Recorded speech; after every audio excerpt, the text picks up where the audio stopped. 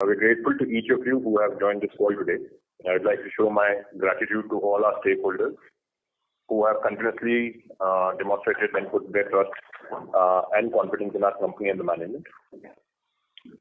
Before I begin, I'll just go with our standard disclaimer. Certain statements made during the course of this call may not be based on historical information or facts and may be forward-looking statements, including those relating to general business statements, plans and strategies of the company, the future financial condition and the growth prospect.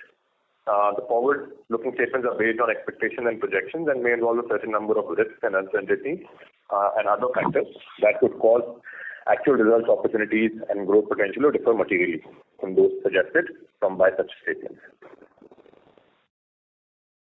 So now I'd like to begin with a brief update on the economy and the industry trends, followed by the highlights of the company for the year. Because the Indian economy has continued to show strong resilience to external shocks. The economy's overall growth has remained robust with an estimated 6.9% growth rate estimated for the fiscal year 2023. Real GDP experienced a year-on-year growth of 7.7% up to December 2022. The strong investment activities, which were driven by the government's emphasis on capital expenditure and robust private consumption, also accelerated this growth. For the upcoming year, 23-24, World Bank has forecasted 6.3% of growth for India's GDP. We've seen inflation levels being elevated in this year, around 6.7% for the fiscal year 2023. However, it is projected to decline to an average of 5.2% in the fiscal year 2024. The government has had strong revenue collections, like the gross GST revenue collection grew by 21% year on year to about 18 lakh crores in FY23 from about 14,80,000 crores in FY21-22. The centre's budgeted capital expenditure for FY24 stands 33% higher than the previous year at about 3.3% of the GDP.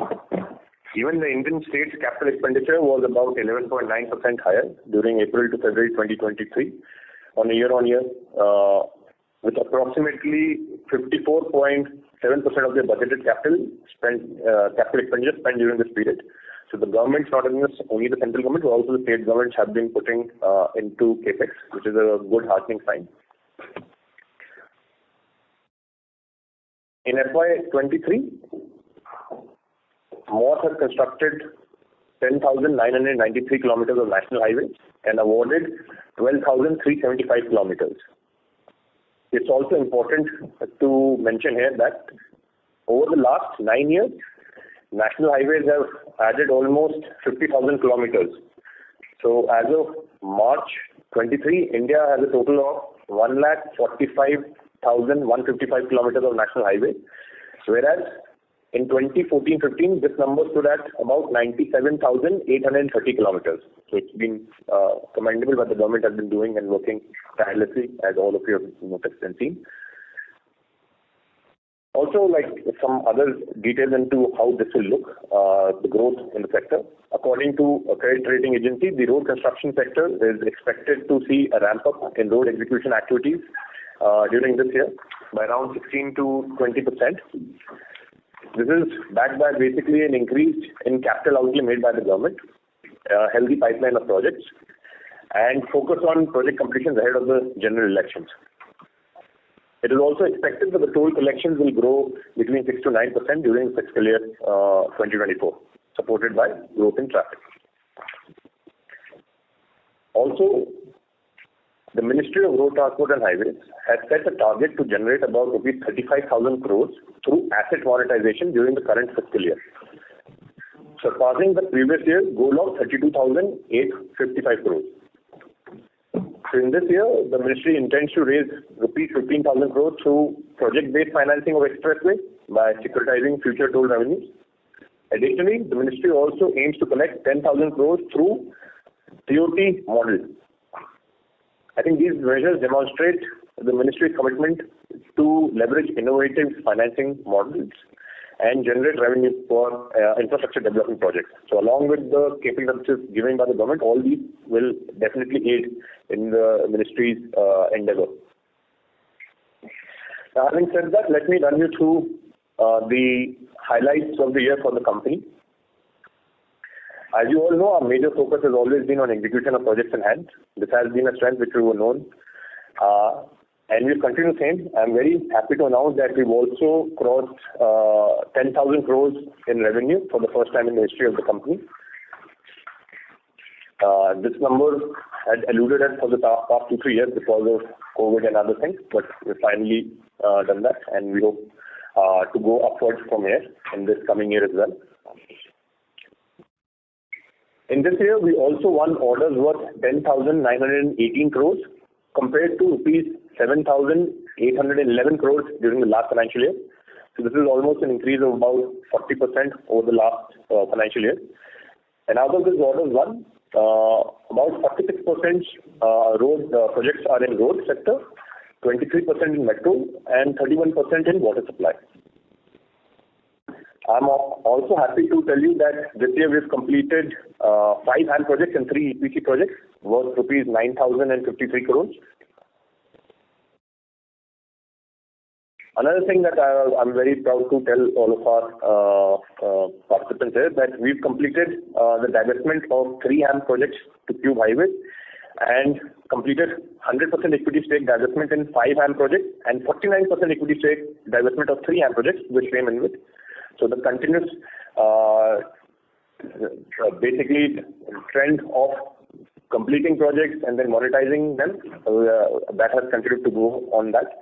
I should also mention here that we are expecting to complete 8 more new projects in this financial year, where we will be expecting a good amount of capital to come back here, and we are in the process of monetizing those assets as well.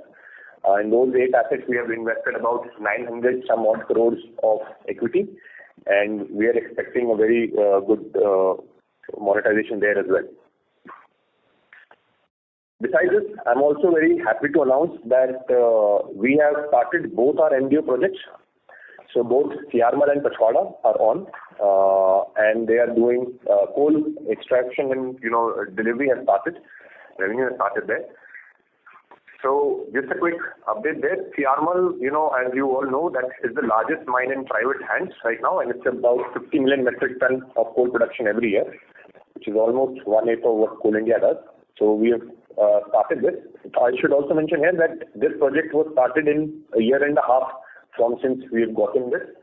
So this is one of the quickest MDOs to have started production. So extremely proud to do that. And similarly, Pachwada also, after years of litigation, we started, and that the racks are going very well there as well.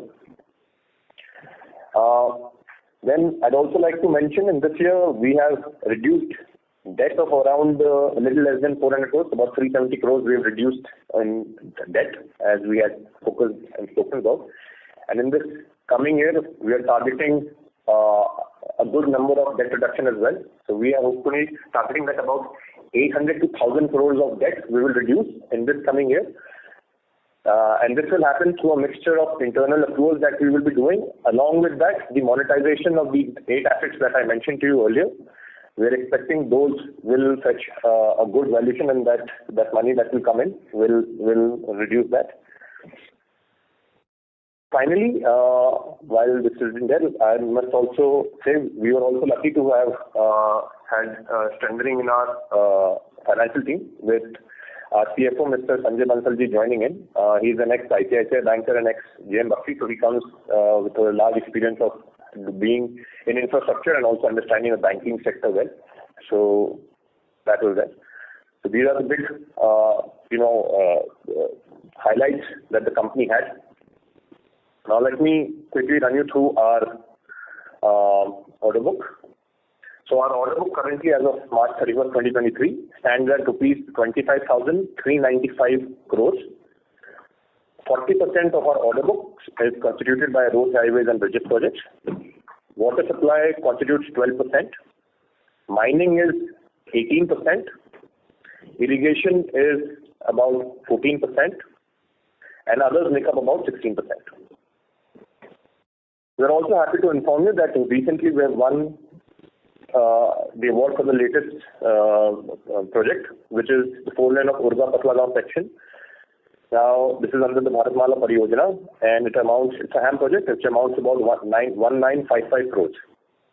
And all these details are available in our presentation. Guidance for the year that I'd like to just say before I hand over to our CFO for the financials. We are hoping to do a top line growth of about 10%.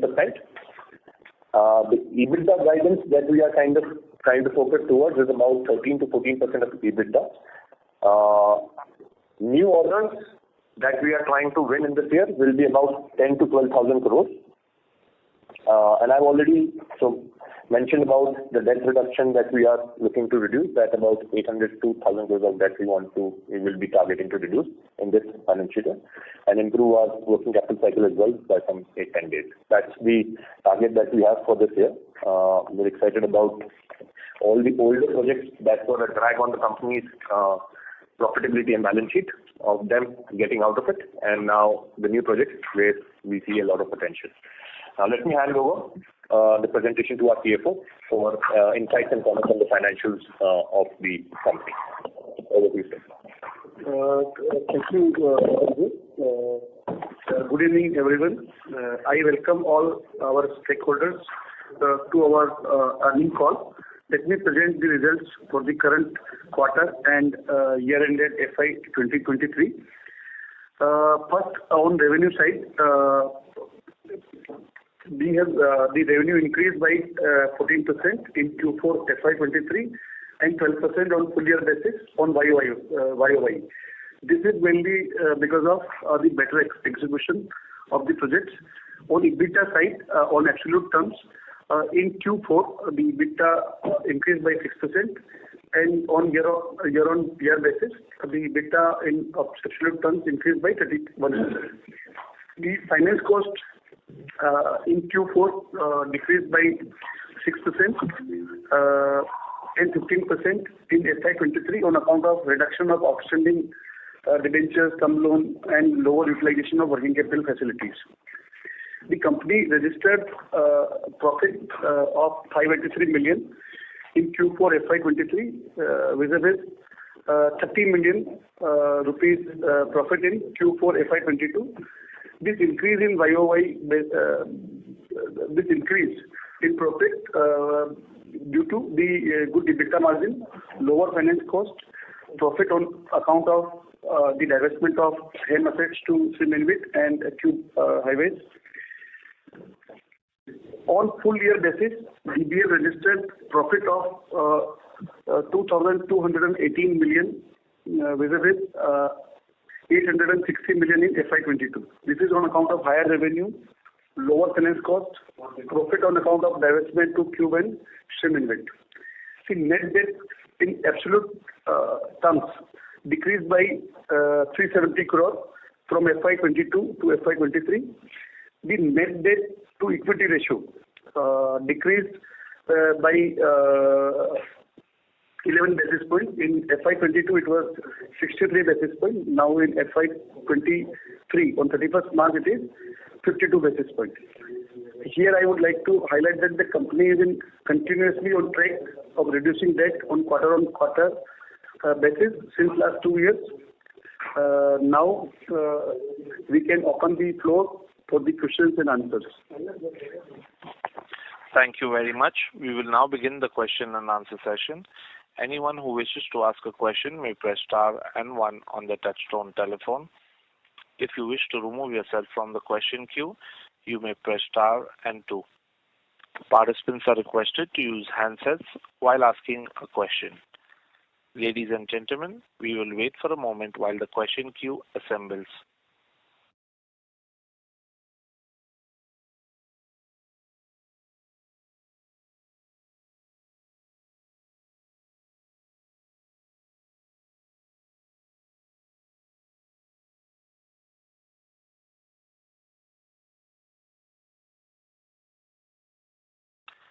Our first question is from the line of Shravan Shah from Dolat Capital. Please go ahead.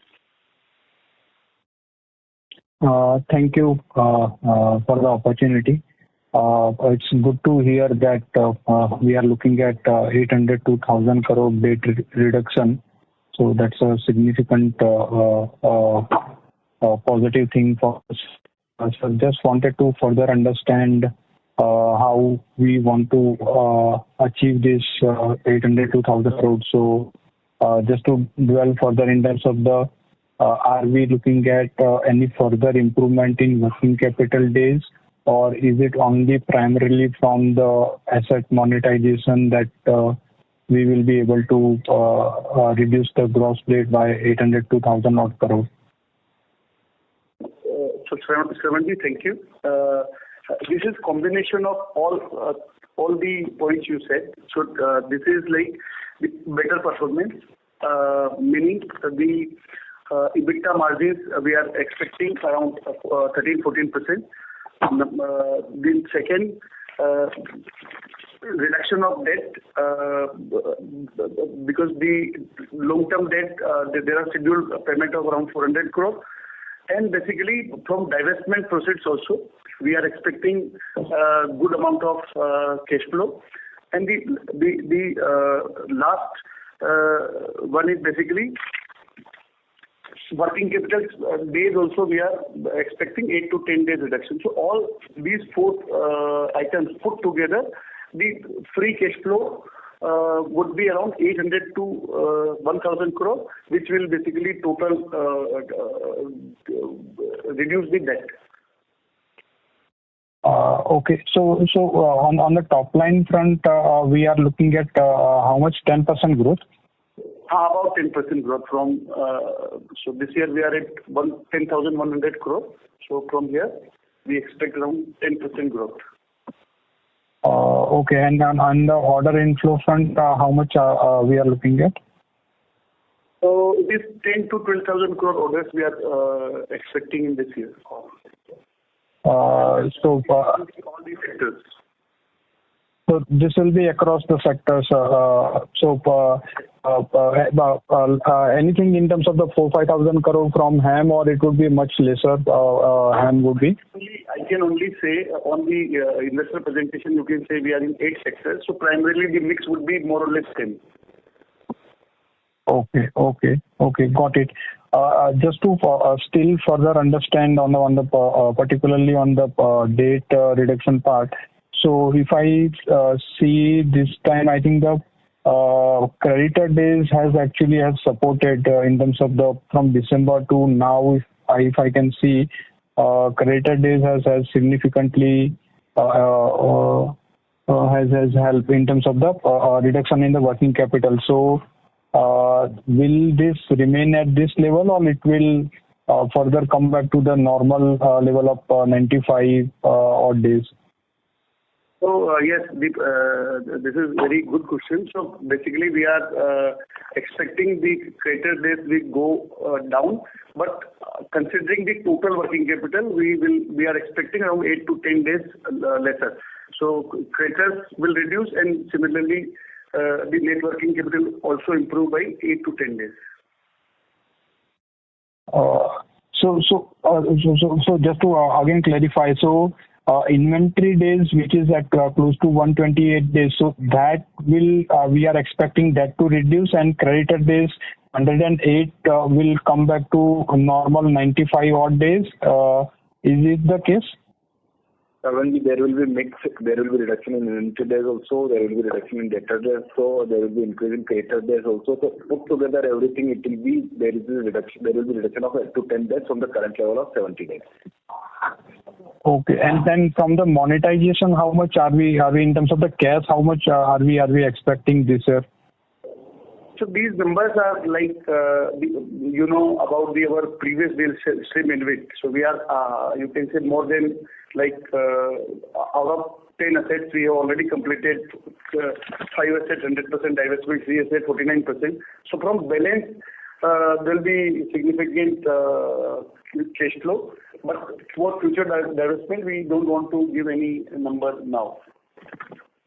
Because there I understand, I think larger sum would be through the InvIT units that we will be getting.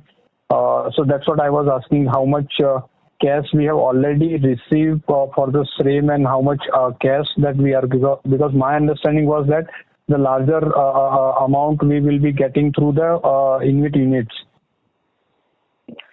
Sir, so we are not talking about the deal that we've already done. This is the same deal that where we have monetized 10 assets. That is a mix of cash and a mix of units. So that's a different deal. We are not talking about that. Besides these 10 assets that we've sold, we will be completing another 8 assets in this financial year. These are new assets where we do not have a final buyer right now in place, where we haven't announced or done a deal. From these assets, in these 8 assets, we have invested about 900 crores of total equity. From this, we are expecting a good release when we monetize it, as we are in discussions with different players to monetize that. So we're expecting a good release to happen, and a majority portion of which will come in this year. So because of that, we are expecting good cash flow. Now the units that you asked and the cash that we've received, that is already on the our investment deck as well. You can look at that. Okay. I got your point. So just trying to further understand here. So these 8 assets that we are looking at to monetize, so that is the route will not be the InvIT route. I'm not asking in terms of the valuation or the buyer, who is the buyer. I'm trying to understand it will be more like a cash deal that we are looking at, and if we are looking at in terms of the timeline to get the cash, will it be before March 24 we will be able to get the cash? Sir, you're right. We are not looking to, there is no automatic thing to share InvIT. What we are looking as, shareholders of this company and as a prudent management, we will go out and get whatever is the best possible valuation for these assets. Wherever we get that valuation, we will get that asset deal, and this will be, in all probability, this will be all cash deal only. In this year, we will be looking. And 4 projects out of these 8 that I'm talking about, by 4 of them will be finished by July. So you will start seeing the monetization happen very, very soon. Sorry, sir. Last part I missed. I didn't get your voice. Sir, 8 out of 8 projects, the 8 new projects that I'm mentioning, where we do not have a deal, out of those 8 projects, 4 projects will be finished by July. So you will see, the COD of those 4 projects will be achieved by July. So you will see a monetization happen very soon. So we are on the job of getting that monetization, and wherever, like I mentioned, we will get the best valuation. We will monetize those assets thereafter. Okay. That's a great thing. Just to catch up in terms of the capex for this year, how much we are looking at? So we are looking to do a capex of about 50 to 75 crores, like we had mentioned even last year. So that's the same kind of, and this is all kind of small replacement capex in a company of our size. Like any large capex that we used to do in the earlier years. As part of our stated goal that we will not be looking at doing capex, and because we are using our equipment right across all the different sectors that we're working in, and then we had made that public announcement that we will be looking at focusing on reducing our debt, improving and focusing on getting the best efficiencies out of our equipment. So that is what we have been trying to do, and even the smaller capex that we do is more of replacement capex or small things that might need to change here and there. Okay, and last on the margin front, so this quarter again we have seen on QOQ front another 100 bips odd reduction to 9.5% EBITDA margin, and now we are looking at 13 to 14%. So 2 things trying to understand. Till now, still we are not able to get the higher margins, and now we are confident to get this 13 to 14% margin. So will it start reflecting from the Q1 itself? And if that's so, what gives us a confidence that we will be able to achieve a 13 to 14% EBITDA margin? So the confidence that we get is from the order book that we currently have, the margins at which we have won those projects at. So number one is, what are the kind of values, the different commodity rates at which we had won those. On that, we've also seen a cooling off in the prices of commodities. So it was also not like we were getting hit by those prices. We're also expecting to do those on time or before time. So that will also be something that we are kind of now focused on and doing that. So it's a bunch of all those things which historically till now we were suffering from all the extra baggage, like I mentioned, from the older projects. Because as you'll remember, a lot of these projects were won in actually 2018. Like this was March of 2018 that we had won a lot of those HAM projects that we are currently monetized. And those projects got stuck first by the government by the appointed dates getting delayed by, in most cases, by over a year. And then eventually, so when they finally got, in fact, the last project that we got an appointed date was one package of the Bangalore-Mysore highway, which we got appointed date in December 2019, which was just 3 months before COVID lockdown happened. So we had just got an appointed date then. So all those projects which were causing a drag on the company's performance, now because we have more or less kind of exited them and getting moved on, and the future projects we see a good kind of potential, along with hopefully a docile inflation scenario where we don't expect things to now move suddenly. And some of that confidence in terms of inflation not going out of hand is also based on global factors. If the West is looking at a economic uncertainty and depression, it will obviously have a cooling effect on those prices as well. So I think that, so part of global scenarios, part of what we are, and obviously all these are anticipations that we are looking at whenever we look at those kind of guidances. So that is kind of what we're doing. And I'll also want to ask whether it will be a quarter on quarter or no. I'm giving you guidance for an overall year on it. It's very difficult for me to give you an exact, accurate picture of things will look every quarter. So this is the whole year, the thing, but we are confident of achieving of these kind of numbers. With the diversified order book that we have, and with coal firing on all cylinders, with road projects coming, with irrigation projects happening, so across all those, pipeline projects, so all across the sectors, we are confident that we will be able to get those kind of margins going forward. Great. The purpose of asking, I'm not trying to get the quarter-on-quarter EBITDA margin guidance. The purpose is if we don't get a 13% in the first quarter, then the ask rate for the remaining 3 quarters, and the same if don't achieve in the second quarter, the ask rate for the second half is much higher. So that's the main reason I was looking at it should be a kind of a equal 13% across the 4 quarters. So if we, let's say, do 11% in Q1, then the ask rate to achieve for full year 13% for 3 quarters is much higher. So that's the main reason I was looking at. The last question is DBL Infra, the date is the same 750 odd crore? Yes, sir. It's actually 675 crores. Thank you. May we request Mr. Shravan Shah to join the question queue for follow-up questions. Thank you. Our next question is from the line of Parikshit Kandpal from HDFC Securities. Please go ahead. Yeah, hi Rohan. Just wanted to understand. So you said that the worst is behind us now. So next year looks promising. So if I do numbers, Parikshit sir, your voice is not very clear. I'm so sorry. One second.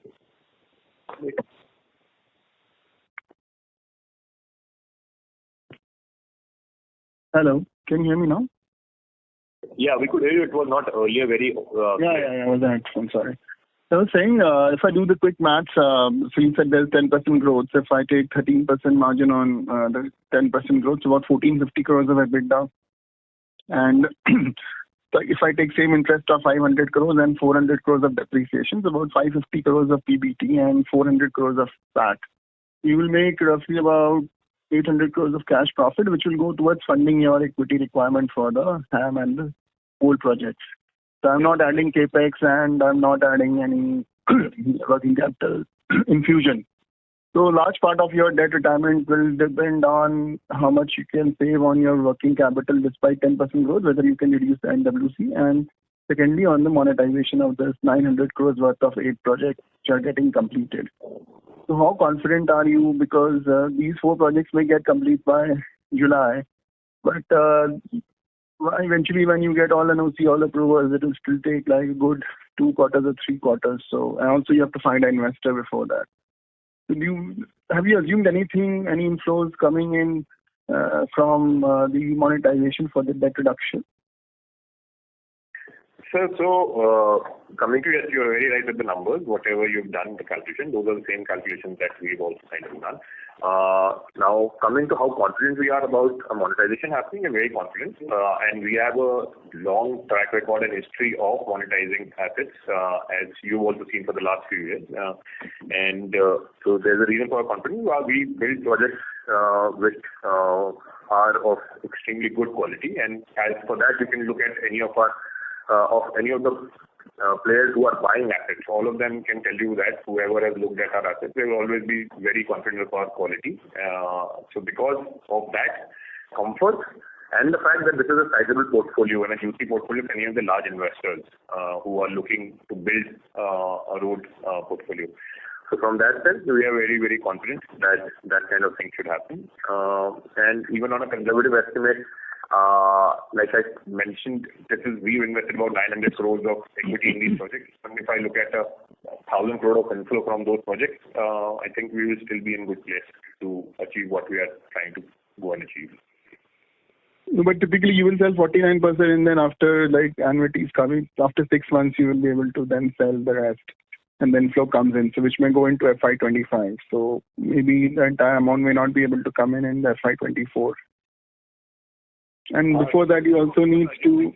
No, very good question. So you're assuming that at one time, my assets are not going to be sold at one time book value. We are expecting the book value to be a very high book value because these assets were won at a time when the interest cost scenario was low. So, and now with a higher listing, that's also there. Also, while we are adding that, even if you do, we are also getting a whole bunch of shame and wit units, where we will be getting, we'll be getting that. Also, we're in conversation with them that there will be some more cash compensation that they'll be doing instead of some units. So that it's a mix of all the things that will happen, and hence we're giving you that kind of.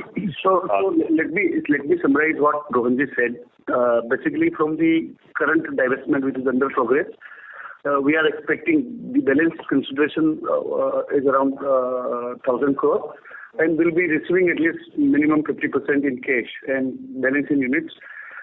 From the further divestment of 8 assets, as Rohanji said, 4 assets are in advanced stages and will complete by 31st July. Those assets, you can see if we are achieving the COD in 31st July, then 100% money can come by 31st March. But the other 4 assets which will complete in Q3 and Q4, those assets 49% will be divested. So all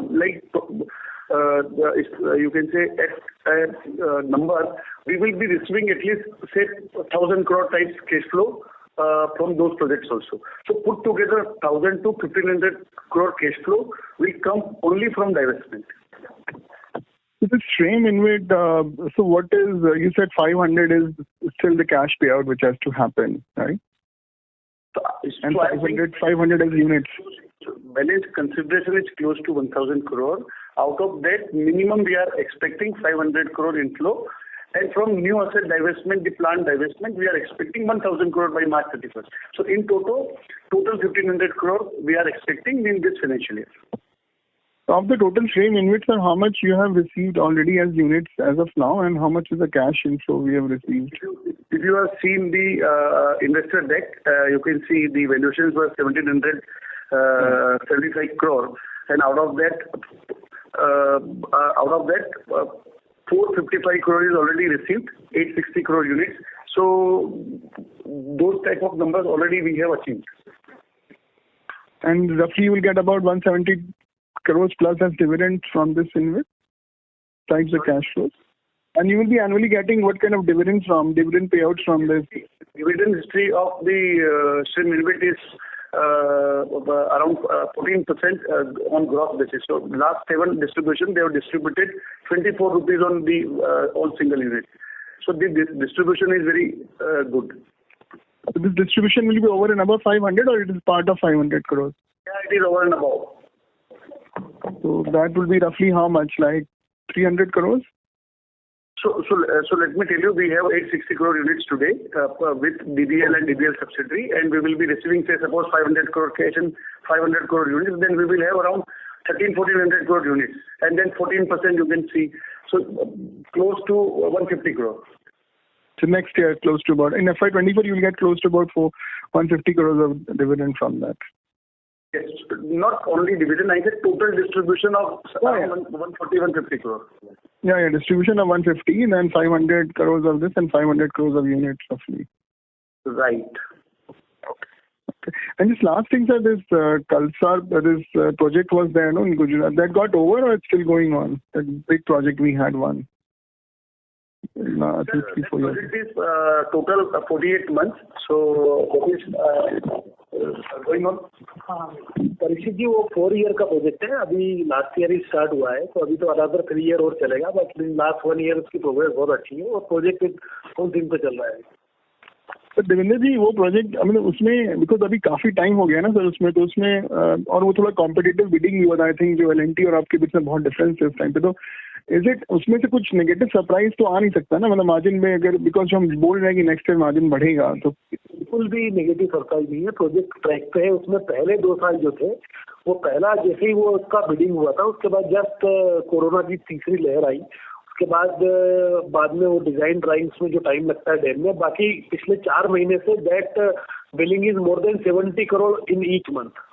so now project is in full swing and the project is still very good, उसमें कोई problem नहीं, timeline में खत्म भी होगा और profitability भी sustain होगी उसमें। नो सर, बट जस्ट आपसे खाली एक लास्ट क्वेश्चन था देवेंद्र जी, मतलब अभी आपको इससे लग रहा है कि कंपनी मतलब टर्निंग पॉइंट पे आ गई है, मतलब इन FY24 यहाँ से मतलब both on balance sheet, margin, growth, तो everything will now slowly keep back on come back on track, जो हम पहले थे, जैसा हमारा पहले था, हमारा जो स्टेटस था वैसा हम लोग वापस आ जाएंगे? बिल्कुल परिस्थिति 100% वापस आ गए हैं। आप देखिए लास्ट फाइनेंशियल ईयर में जैसा रोहन ने बताया, 2 बड़ी कोल माइंस जो इंडिया की बिगेस्ट माइन थी 50 मिलियन, वो हमने चालू की है। 370 करोड़ का डेट हमने कम किया है, 10,000 करोड़ का हमने ऑर्डर बुक अपना जीता है डिफरेंट सेक्टर में। We are the most diversified company right now, and this is not a diversification, it's a proven diversification. We are doing dams, metros, coal mining, special technique brigade, सारे काम हम लोग कर रहे हैं। और इस साल जो हमारी सारी टीम ने बताया 800 से 1000 करोड़ का डेट हम कम करेंगे, तो obviously this is absolutely turning point for the company. तो एक चीज सर जो हमेशा आपसे मेरा थोड़ा सा वो रहता है कि इन्वेंट्री पे, मतलब इन्वेंट्री अपनी कम होती नहीं, स्टेबल ही है, तो उस पर इस साल थोड़ा फोकस करिए उसको और कम करने के लिए, तो होपफुली मतलब 100% we are focusing on that. आपको सारी चीजें क्वार्टर टू क्वार्टर इस फाइनेंशियल ईयर के एंड में आपके सारे क्वेश्चन आई थिंक रिप्लाई हो जाएंगे ऑटोमेटिकली। बट Q1 से तो इम्प्रूवमेंट दिखने लग जाएगा ना सर, मार्जिन मतलब 10% वाले मार्जिन धीरे धीरे खिसकने लग जाएंगे ना ऊपर, Q1 से ही थोड़ा दिखने लग जाएगा ना, कि सेकंड हाफ में रहेगा ज्यादा। इंक्रीमेंटली Q1 से बेटर Q2 में दिखेगा, Q3 में दिखेगा। जैसे संजय जी ने, रोहन ने बताया, डाइवर्समेंट हमारा जो सबसे स्ट्रेंथ वाला है, उसमें नए प्रोजेक्ट भी हमारे जो 8 प्रोजेक्ट डाइवर्समेंट की बात करें, उसमें 4 की तो COD हमारी जुलाई में होने वाली है, और बाकी 4 भी हमारे जो प्रोजेक्ट है वो दिसंबर और जनवरी में खत्म होते हैं। मतलब इवन Q3 तक हमारे 8 प्रोजेक्ट खत्म हो जाएंगे। बट मार्जिन से मैं कह रहा था, मार्जिन से मतलब इम्प्रूवमेंट Q1 से ही दिखेगा कि थोड़ा Q2 टाइप से दिखेगा ज्यादा? Q1 से इम्प्रूवमेंट दिखेगा, लेकिन Q2 टाइप से आपको फुल्ली मार्जिन में इम्प्रूवमेंट दिखने लगेगा। ऑलरेडी मार्जिन में भी प्रेशर का कारण रोहन ने जैसा ऑलरेडी बताया आपको, 2018 के जो प्रोजेक्ट थे हमारे, कोविड इम्पेक्टेड 2-3 सारी लहर से वो इम्पेक्टेड थे। उसके बाद वो प्रोजेक्टों में high spike in the bitumen prices, steel prices देखा। उसके बाद अब वो सारे प्रोजेक्ट खत्म हो गए लास्ट फाइनेंशियल में। Now we are moving with the new projects only, जिसमें इन्फ्लेशन का कोई डर नहीं है, सब अच्छे प्रोजेक्ट है अभी there is no problem at all. और एक और चीज बोलूंगा, ये इम्पोर्टेंट यहाँ पे बताऊँ, जब हम लोग लिस्ट हुए थे, जो हमारा डेट लेवल था, हम जब लेके किए थे, हम उस लेवल पे ऑलरेडी अभी आ गए हैं। जब हमारा 3-4 हजार करोड़ का टॉप लाइन होता था, हम ऑलरेडी उस लेवल के डेट पे हैं और अगले साल का जो हम टारगेट कर रहे हैं यहाँ से 800 से 1000 करोड़ का कम कर रहे हैं. तो मतलब हिस्टोरिकली देखा जाए तो विद ऑलमोस्ट 10-11,000 करोड़ का टॉप लाइन के साथ में हम इसी टारगेट पे बैठ के बात कर रहे हैं जो कभी भी इवन फ्रॉम द लिस्टिंग के टाइम से कंपनी का रहा नहीं. So we are focused on what we had promised to the markets, and the company has taken a certain direction in its life cycle, and we are sort of committed to fulfilling that. So हम उस पे काम कर रहे हैं. Just last एक दिवेंद्र जी से question था सर, अभी बिग पाइपलाइन कैसी दिख रही है, बिकॉज इलेक्शन ईयर है, और आपका क्या व्यू है मतलब इस पे अभी बिग पाइपलाइन पे? तो परीक्षित जी स्टिल 80,000 करोड़ के बिड्स तो पाइपलाइन में एनएचआई और मोर्ट के ही, तो बाकी जिन सेक्टर में हम लोग बिड करते हैं अगर ऑल टुगेदर में उनको रखो तो अराउंड 1.3 लाख करोड़ के बिड अभी भी पाइपलाइन में है still. Okay.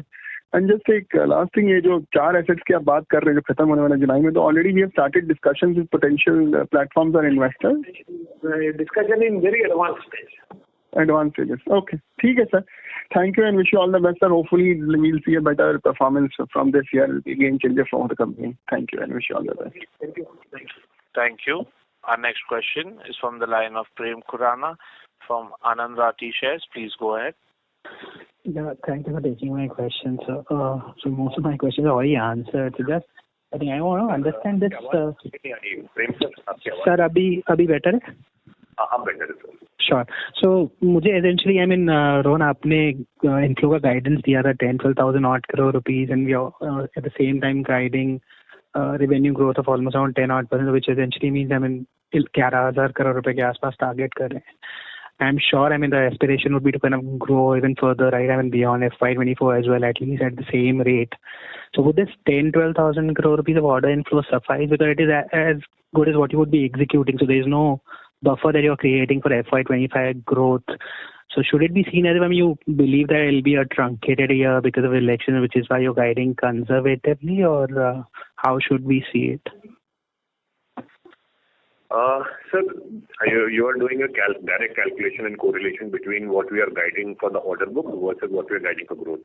Now, bear in mind, order book ki guidance, if you look at for the last few years, we've always been consistent in with that kind of order book. We've never given a very aggressive guidance, or even आप पिछले 2-3-4 साल का देख लेंगे. So we've always given that kind of guidance. Whether our internal strategy will be win a bit more depending on how the competitive landscape is looking, or some other factors that we kind of see. But those are extremely, like, I can't pinpoint and give you an exact thing. But that is the kind of guidance that we've always kind of moved with. जब भी हमारा ज़्यादा भी रहा हो, या अगर हम 3 साल कम नहीं ले पाए जहाँ पे बहुत ऑर्डर्स आए ना हो या प्रेशर रहा हो, तो on all those times we've had the same thing. Also, we are looking at a measured growth now. We are, at an earlier stage of the company, we were looking at a much higher growth and everything, but now we are looking at a more measured growth because we're also not doing capex. Earlier we also used to do capex commensurate to whatever top line we were looking to do. But because we have reduced those things as well, and our idea and our focus is on reduction of debt, making sure that the company becomes lighter. There is because in certain sectors we see an increased amount of competition. We don't want to take projects just at silly rates without any focus on margins. So we are given our diversified order book, and the fact that we started many years ago. As you can see, some of our competitors who were primarily focused on road sectors have also now started looking into other sectors because of these pressures. And I think someone mentioned to me as well that why haven't enough listed players won the lion's share of awards from NHI, which used to happen in the earlier part, and it's mostly unlisted players. Because a lot of smaller players have come and bid very aggressively. So here, a diversified order book, a strategy around that, and not doing capex is what we want to do and go for the next year or so. And also, yes, obviously this is an election year. You want to see how things will pan out going forward as well. So all those things, it's a mix of all those things, if I can sort of put it. Sure. And so 2 more questions. So one was essentially, just an observation, if you would clarify this. So when I look at our notes to accounts, the profits that you show, which ideally should have accrued to you as a part of the asset divestment that you've done during the quarter. So the total that I get to have and the total that you have in your income statement, there seems to be some sort of gap. So I think 54 crore is what is mentioned in the notes to accounts. And what we've booked in our income statement in this quarter is 22. So what explained this gap? And I mean, the kind of multiple that we'll be able to manage, right? I mean, we've sold at more than 1.5 times this entire portfolio. But somehow, I mean, when I look at our exceptional gains that we've been booking, seems to be on a lower side. So that, I mean, is it that, I mean, a large part of this would, the profit would be booked once we have that deferred consideration come to us? Yeah, you are of course correct. And if you want the detailed calculation, you can have a separate call because Sure. detailed calculation is not possible here. So you are very much correct. When you will receive the deferred consideration, there will be you will see the exceptional item is increasing. And let me add here, the divestment is basically the equity shareholding of DBL, and there is a DBL infra asset who also hold 49%. So some margins, the exceptional margins are in DBL infra asset. So in console level, if you will see, your question will be answered partly and partly what Devendra has said, the deferred consideration. Sure. And so just one last, I mean, ये जो 285 crore का deferred consideration है, would you be able to share any timeline by when are we expecting this money? And जो आप वो 500 करोड़ रुपए का जो नंबर बोल रहे थे आएगा from our existing transaction only, उसमें ये 280 करोड़ included है क्या 285 or is it 500 is a separate number? It is not included, number one. Number two, the 285 crore has two portions. One is 230 crore against change of law approval. So the change of law approval, we have sold assets in two tranches, one in November, one in March. The November one, the change of law is in advanced stages. We are expecting that to receive it by Q2 end. And the asset what we divested on 31st March will be either the end Q2 or you can say mid Q3 we will be receiving. So this entire money, 230 crore of change of law, we are expecting by Q3. And the balance 54 crore, which is basically working capital held back amount by the authority, that will be released once the SPV will receive the money, the InvIT will pay apple-to-apple basis to us. Sure. And just one last, sir. I think. So just sorry. On a net debt side, the reduction that we've seen during the quarter, right? I mean, 220 crore रुपए के आसपास. Possible to split this into how much would have been because of the monetization proceeds and how much is eventually because of the lower working capital? So basically, we can give you the total number. The money is fungible. So basically, full year basis, we have said the total debt is reduced by 370 crore. Sure. ठीक है, मैं offline ले लूँगा. No worries. Thank you. Thanks a lot. Thank you. That was the last question of our question and answer session. I would now like to hand the conference over to the management for closing comments.